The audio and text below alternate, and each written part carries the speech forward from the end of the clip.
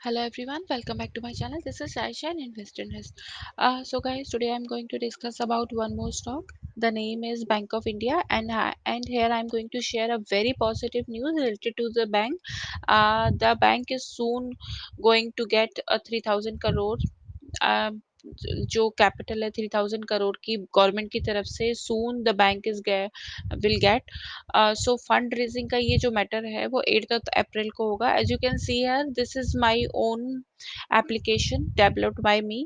It is a smart app on which I got the notification around 10:44 that the fundraising जो है इस bank को possibility है 8th April को. So overall अगर आप नोटिस करें कि जो ये बैंक है इसका फंडामेंटल और टेक्निकल्स चेक करने के बाद भी हम किसी स्टॉक में इन्वेस्ट कर सकते हैं. ये बैंक ऑफ इंडिया का वन डे का चार्ट है. As you can see here, the bank has already shown the correction, big correction from last 2 weeks, and we have already noticed that nifty is also showing the correction. So जब इस तरह का market का जो environment होता है तो we have to take a very safe side. We have to find such kind of stocks जिनके risk reward ratio मतलब डाउनफॉल की पॉसिबिलिटी भी ज़्यादा ना हो, और अगर इन केस अगर हम इस तरह के स्टॉक्स में इन्वेस्ट करते हैं, क्योंकि because the stock is a news based stock right now. 3000 crore का कैपिटल इन्फ्यूज होगा, फिर प्रॉपर वर्क होगा, फिर थोड़ा थोड़ा सा जो इस तरह का जब होता है तो इसके प्राइस में रिफ्लेक्ट होता है, but it will take some time because एक प्रॉपर प्रोसेस होता है. तो डेफिनेटली राइट नाउ ये स्टॉक थोड़ा सा और करेक्ट हो सकता है at the point of 62 and 64. जो 100 इसका ईएमए के आसपास आ सकता है because Nifty is also weak. तो इफ निफ्टी कल अगर पॉजिटिव होता है तो this point is also good for entry. But if correction की वजह से if you get this bank at the price of 62 or 64 rupees, then taking the stop loss of 55, you can think of getting invested in this bank.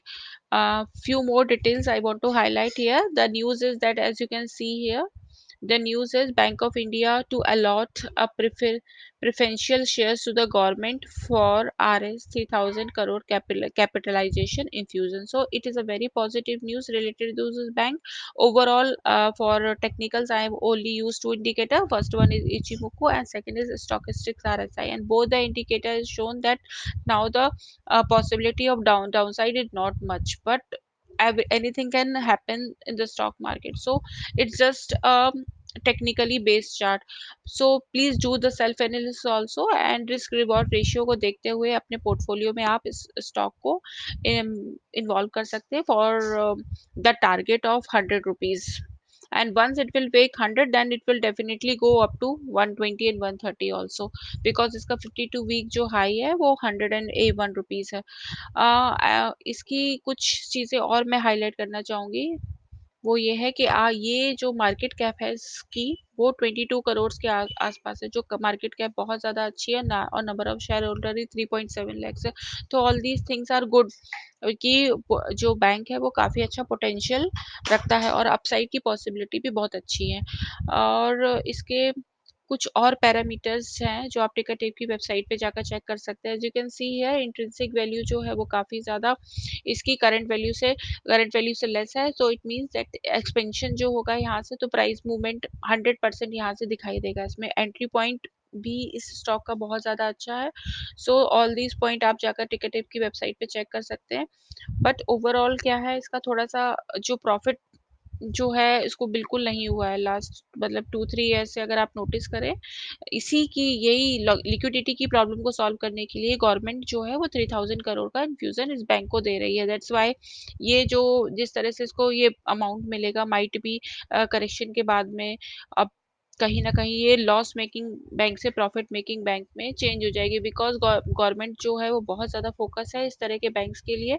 So please do the self analysis also before investing in any stock.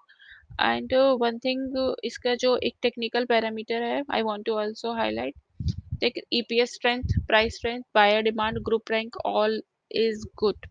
So please like and subscribe my channel so that you can get update all the latest update from my channel. Thank you.